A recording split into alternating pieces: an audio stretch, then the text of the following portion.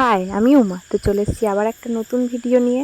তো দেখো, আমার দুই সখীকে নিয়ে বেরিয়ে পড়েছি ঘুরতে, কিন্তু কোথায় যাচ্ছি জানি না। বেরিয়েছি মানে কোথাও একটা যাবই। এই ভিডিওটা কিন্তু বেশ পুরনো।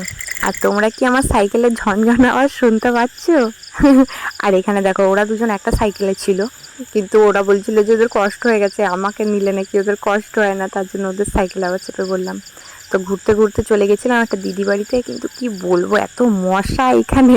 আর ওদের দেখো, ওরা মন দিয়ে ফোন ঘেটে যাচ্ছে। এত বলছি আমি ভিডিও করছি, একটু তাকা তাকা, একজন তাকালো আবার আর একজন তাকাচ্ছে না।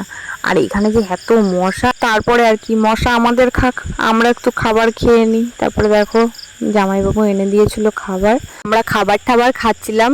আর খেয়ে দিয়ে একটু বাড়িতেও তাড়াতাড়ি যেতে হবে, কারণ আমাদের পাড়ায় আর আবার একটু অনুষ্ঠান আছে।